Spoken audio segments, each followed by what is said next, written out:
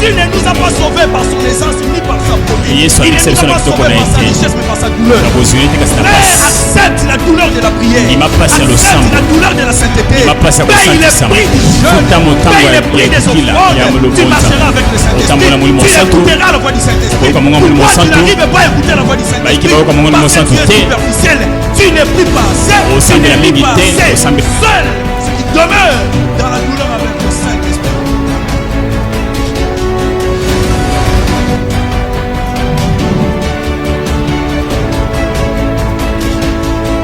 Il est de la nature de Dieu d'utiliser notre faiblesse pour nous rendre puissants.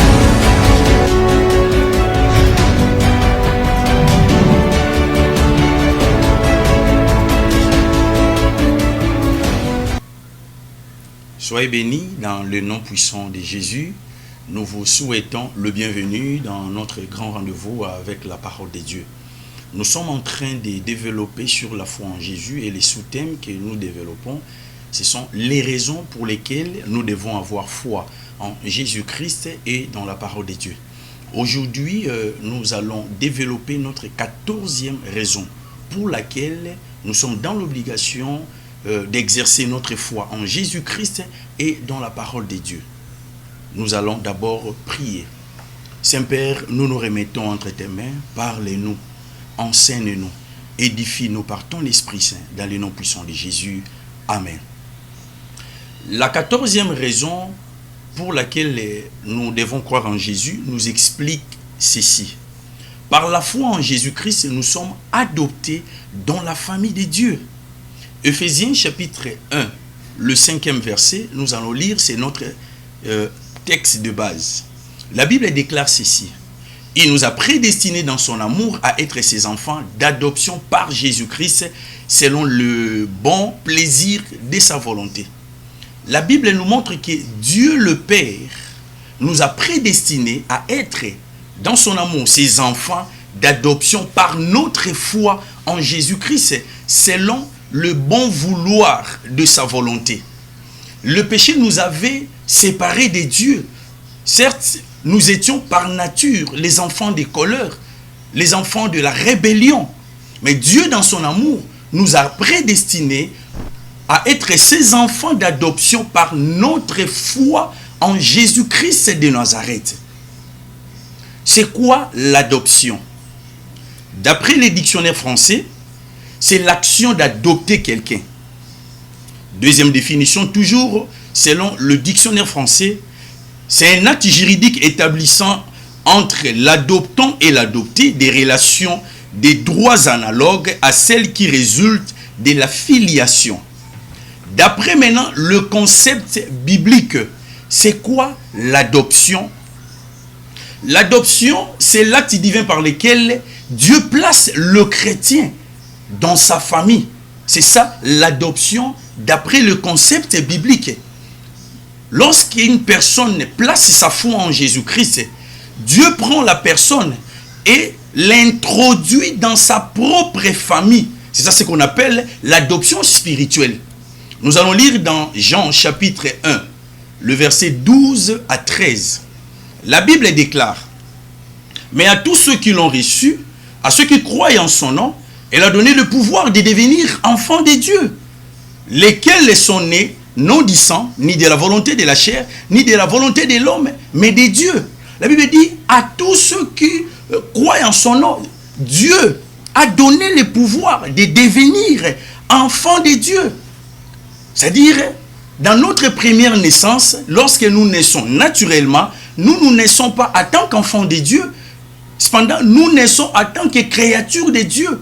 Parce que nous avons hérité le péché au travers de nos premiers ancêtres, Adam et Ève. Quand ces derniers ont péché, Dieu a renfermé toute la race humaine dans le péché. C'est-à-dire, l'homme est né dans le péché. Et ce péché, c'est un péché hérité. Nous naissons dans le péché. Nous ne naissons pas en tant qu'enfants de Dieu. Mais nous devenons enfants de Dieu en croyant en Jésus, en l'acceptant comme notre Seigneur et Sauveur personnel de la vie. C'est la raison pour laquelle la Bible dit à tous ceux qui l'ont reçu, à ceux qui croient en son nom, elle a donné le pouvoir de devenir enfants de Dieu. Nous devenons enfants de Dieu par notre foi en Jésus-Christ. Dieu nous adopte dans sa famille. Il nous prend, il nous introduit dans sa famille au travers de notre foi en Jésus-Christ de Nazareth.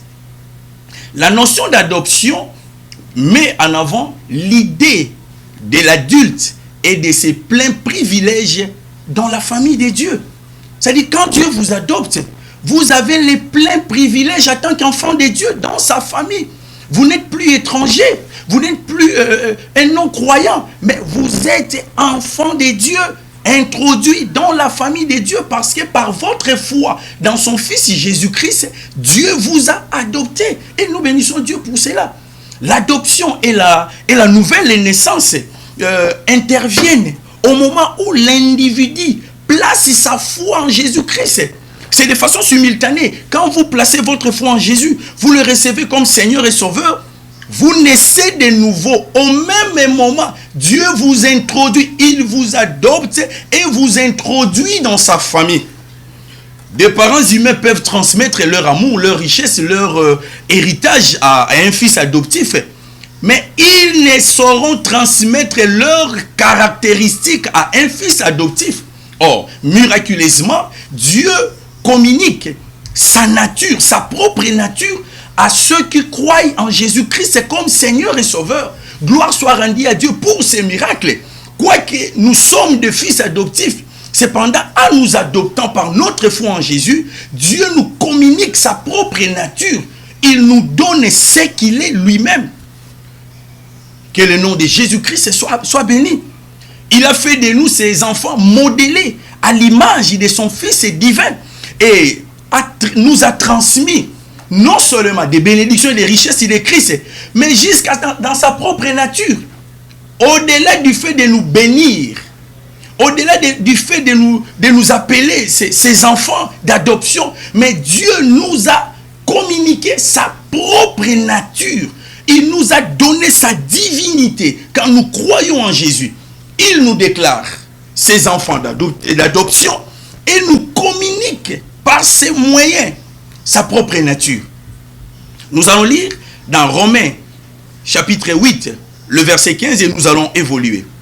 La Bible déclare: et vous n'avez point reçu un esprit de servitude pour être encore dans la crainte, mais vous avez reçu un esprit d'adoption par lequel nous crions Abba, Père. La Bible nous montre que, en croyant en Jésus, nous ne sommes plus sous la servitude pour demeurer encore dans la crainte lorsque nous nous approchons de Dieu. Lorsque nous demandons à Dieu quelque chose, lorsque nous adorons, nous ne devons plus manifester ce qui sort des craintes à l'égard de Dieu. Parce que Dieu est devenu notre Père bien-aimé. Mais alors, il nous a donné l'esprit d'adoption, son esprit à lui, sa divinité, sa nature, il nous l'a communiqué. Et par qui nous crions Abba Père. Dieu soit béni. Le terme Abba, c'est une forme araméenne pour cher père. Cela décrit un sentiment d'amour, un sentiment d'affection et de familiarité.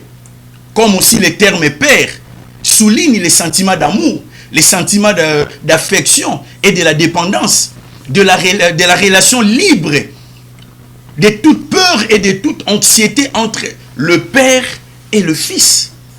Et nous glorifions Dieu pour cela. Tu ne dois plus avoir peur de Dieu, mais tu peux t'approcher de lui avec assurance, avec autant d'amour, parce que Dieu est devenu pour toi qui crois en Jésus-Christ comme Seigneur et Sauveur, ton Père bien-aimé. Il n'a plus d'affection à ton égard. Il t'aime comme il aime Jésus par ta foi en son Fils Jésus-Christ. Qu'il soit béni, qu'il soit loué pour cela. Nous allons passer à un autre point. Qu'est-ce qui a rendu notre adoption possible dans la famille de Dieu? Parce que nous étions par nature des enfants sauvages, des fils de la rébellion. Mais alors, qu'est-ce qui a rendu cette adoption possible? C'est seulement une seule chose. C'est la mort de Jésus-Christ à la croix. C'est grâce à la mort de Jésus-Christ à la croix que l'adoption est devenue possible pour nous qui hier étions pécheurs, fils de la rébellion. Et aujourd'hui, par notre foi en Jésus, nous sommes devenus enfants de Dieu, gens de la maison de Dieu, héritiers dans les royaumes de Dieu. C'est la mort de Jésus-Christ de Nazareth. Nous allons lire dans Galates chapitre 4, versets 4 à 5. La Bible déclare: mais lorsque les temps ont été accomplis, Dieu a envoyé son Fils né d'une femme, né sous la loi. Verset 5. Afin qu'il rachète ceux qui étaient sous la loi, afin que nous recevions l'adoption. Le verset 4, je le répète, juste la partie A, le verset 4 dit: mais lorsque les temps ont été accomplis, donc conformément au calendrier divin, au moment où les conditions politiques, religieuses, spirituelles et culturelles voulues par Dieu ont été réunies, Christ est venu dans le monde, il est mort pour nous, il est ressuscité pour le pécheur. Que le Dieu de gloire soit béni. La seule façon pour nous pécheurs de devenir enfants de Dieu, c'est de bénéficier de l'adoption spirituelle par notre foi en Jésus-Christ. Puisque les gens non régénérés sont les fils de Satan. Nous n'avons qu'une seule façon de devenir enfants de Dieu. C'est par notre foi en Jésus-Christ.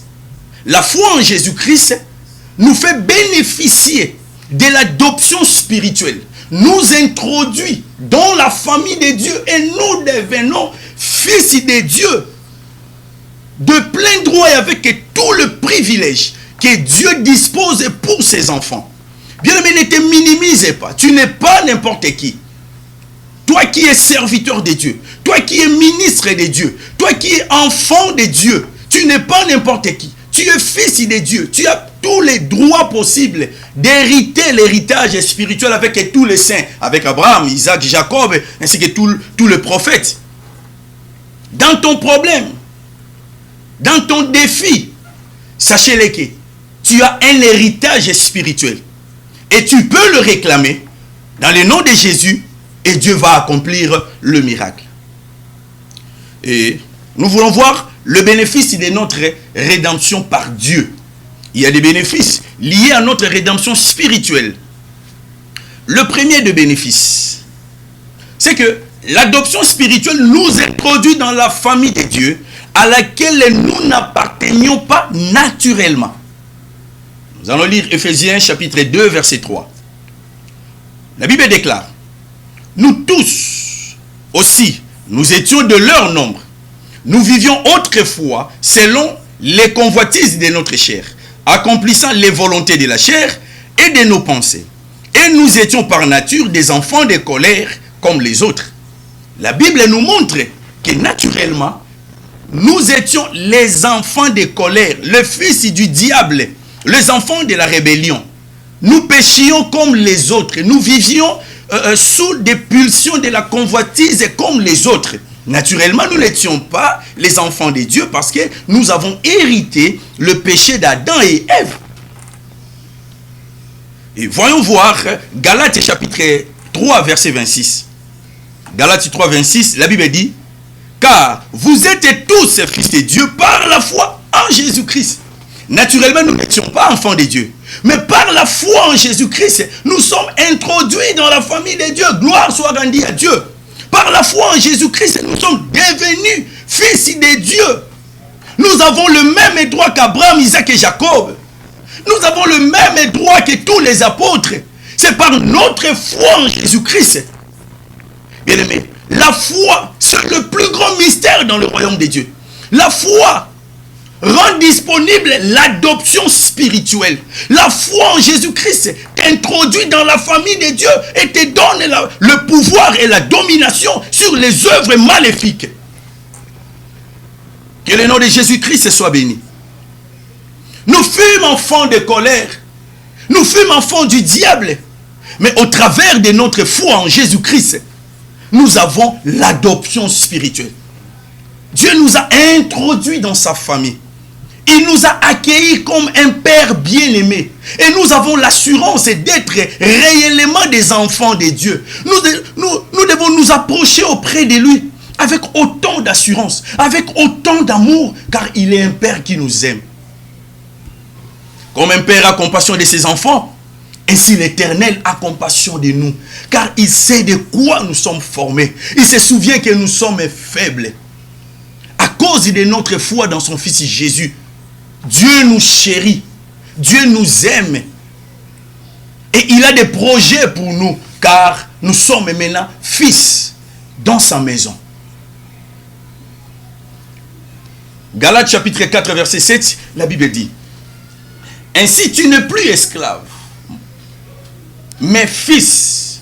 Si tu es fils, tu es aussi héritier par la grâce de Dieu. La Bible dit: ainsi tu n'es plus esclave. Toi qui as cru en Jésus, toi qui as accepté Jésus-Christ comme Seigneur et Sauveur, tu n'es plus esclave, mais tu es fils. Et si tu es fils, tu es aussi héritier par la grâce de Dieu.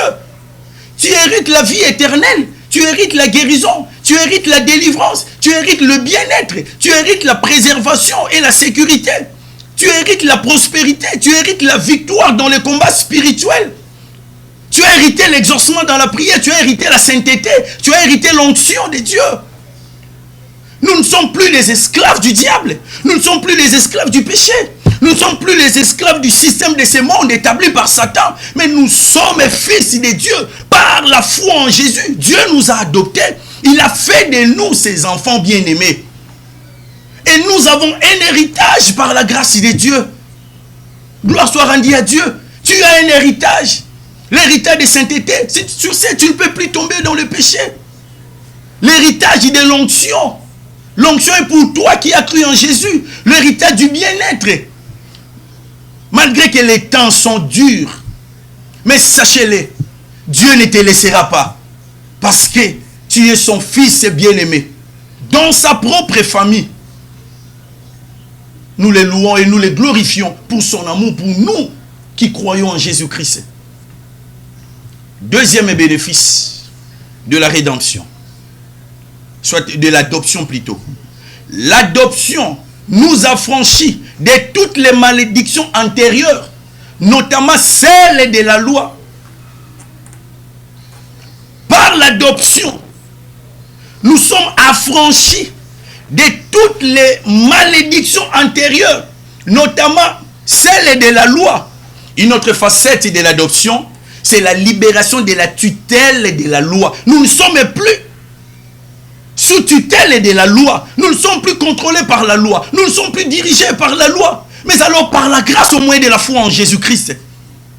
La Bible déclare dans Galates chapitre 3 verset 13, Christ nous a rachetés de la malédiction de la loi, étant devenu malédiction pour nous, car il est écrit: maudit est quiconque est pendu au bois. Nous ne sommes plus sous la loi. Aucun diable de l'enfer n'a autorité sur nous. Nous qui croyons en Jésus-Christ, les liens de famille ne peuvent plus nous lier. Aucune forme de malédiction ne peut peser sur nous. Parce que, au travers de l'adoption, nous sommes affranchis. Nous sommes libérés de toutes les malédictions familiales, de toutes les malédictions de la loi, toutes les malédictions des maladies, de la mort et de la pauvreté. Je vois ta libération dans le nom de Jésus. Au travers de cette connaissance. Car la Bible dit: vous connaîtrez la vérité. Et la vérité vous affranchira. Je déclare ta libération. Au travers de cette connaissance au nom de Jésus. Je déclare ta délivrance de toute forme de malédiction. Au travers de cette connaissance dans le nom puissant de Jésus-Christ. Seigneur Jésus, nous te bénissons. Nous te louons. Car au travers de notre foi en toi, nous sommes adoptés.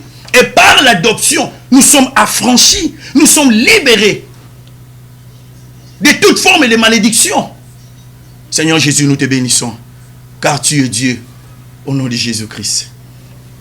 Nous entamons directement notre troisième bénéfice. L'adoption n'est possible que par une décision volontaire de celui qui seul décide d'adopter. Et celui qui seul décide d'adopter, c'est Dieu. Dieu a décidé déjà.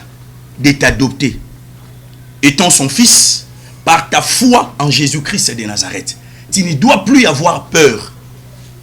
Nous allons le confirmer dans Éphésiens chapitre 1, le 5e verset. C'est notre verset de base, le premier verset que nous avons lu. La Bible dit, il nous a prédestinés dans son amour à être ses enfants d'adoption par Jésus-Christ. Vous voyez, il nous a prédestinés dans son amour à être ses enfants adoptifs par notre foi en Jésus-Christ. Tu ne dois plus avoir peur. Dès lors que tu reçois Jésus comme ton Seigneur et ton Sauveur personnel, tu deviens directement enfant de Dieu. Il t'introduit dans la famille de Dieu. Directement, il te chérit, il t'embrasse parce que tu deviens fils de Dieu par la foi en Jésus-Christ. Quatrième point, l'adoption signifie que nous possédons de plein droit tout le privilège de l'appartenance à la famille de Dieu. C'est ça l'adoption. C'est lui qui s'est dit fils de Dieu. Cela revient à dire que tu possèdes de plein droit tous les privilèges des enfants de Dieu. Si les enfants de Dieu ont droit à la guérison, c'est que toi aussi, tu en as droit. Si les enfants de Dieu ont droit à la protection, toi aussi tu as droit à la protection. Si les enfants de Dieu ont droit à la délivrance, toi aussi tu as droit à la délivrance. Si les enfants de Dieu ont droit à la prospérité, au succès et au bien-être, c'est aussi ton droit. C'est ça l'adoption. Quand Dieu t'adopte, il te donne tous les droits des fils de Dieu. Je ne connais pas ton problème. Mais je suis venu aujourd'hui devant toi avec la parole de Dieu, sous l'onction du Saint-Esprit, pour te rappeler, à toi qui as reçu Jésus-Christ comme Seigneur et Sauveur, être fils de Dieu, c'est posséder tous les privilèges de la famille de Dieu, tous les privilèges des enfants de la famille de Dieu. C'est ça être un enfant de Dieu. Tu ne peux jamais être un enfant de Dieu maladif. Tu ne peux jamais être un enfant de Dieu demeurant dans des liens. Tu ne peux jamais être un enfant de Dieu demeurant dans le péché, parce que l'esprit de sainteté, c'est un droit. L'esprit de prospérité, c'est notre droit. Nous avons le droit de posséder l'esprit de prospérité, l'esprit du succès, l'esprit de sainteté. C'est une bonne information pour toi, fils de Dieu, pour toi, ministre de Dieu, pour toi, serviteur de Dieu. Être un enfant de Dieu, c'est jouir de tous les privilèges des saints. Abraham fut prospère, Isaac fut prospère, Jacob aussi fut prospère. David, étant enfant de Dieu, a vaincu dans les combats. Moïse a vaincu dans les combats. Toi aussi, en tant qu'enfant de Dieu, tu dois vaincre dans les combats. Tu dois aller de l'avant. Ton ministère doit percer. Tu dois vaincre tes ennemis. Cette maladie doit partir maintenant. Parce que tu es enfant de Dieu. Il te faut avoir la solution à tes problèmes. Parce que tu es enfant de Dieu. Nous allons lire Romains chapitre 8, verset 15. La Bible dit, et vous n'avez point reçu un esprit de servitude pour être encore dans la crainte. Mais vous avez reçu un esprit d'adoption par lequel nous crions Abba Père. Dieu nous a adoptés en nous donnant son Esprit Saint par notre foi en Jésus-Christ. Et par qui nous crions Abba Père. C'est un sentiment qui décrive l'intimité entre le Père et le Fils. La dépendance du Fils envers son Père, qui détruit toute peur et toute anxiété dans la relation du Père et du Fils. Quand nous crions Père, c'est un sentiment d'amour. Dieu est ton Père. Il est devenu ton Père par ta foi en Jésus-Christ de Nazareth. Nous voulons prier. Je te rappelle, la jouissance de tout le privilège dans la famille de Dieu par ta foi en Jésus dépendra de ta croissance spirituelle. Mais dès lors que tu crois en Jésus-Christ comme Seigneur et Sauveur, tous ces privilèges sont à toi. Mais plus tu évolues dans la connaissance, plus tu évolues dans ton intimité avec Dieu, plus ces privilèges seront disponibles. La croissance spirituelle détermine ton succès sur la terre. Ta propre croissance spirituelle dans le Seigneur détermine ton succès, ta victoire, ta prospérité et ta percée, tant dans le domaine spirituel, ministériel que social. Et nous voulons prier. En tant qu'enfants de Dieu, vivant dans la famille de Dieu. Car la Bible dit, vous au contraire, vous êtes une race élue, un sacerdoce royal, un peuple acquis. Tu n'es pas n'importe qui, toi qui crois en Jésus. Tu ne peux jamais être terrassé par cette maladie. Jamais. Tu ne peux jamais passer des nuits sous des cauchemars. Non. Aucun diable de l'enfer ne peut te dominer parce que tu es enfant de Dieu. Dans la famille de Dieu, tu as la sécurité céleste. Dieu t'aime tellement. Et il te dit aujourd'hui, il t'aime. Et pour toi qui n'as pas reçu Jésus, l'opportunité t'est donnée.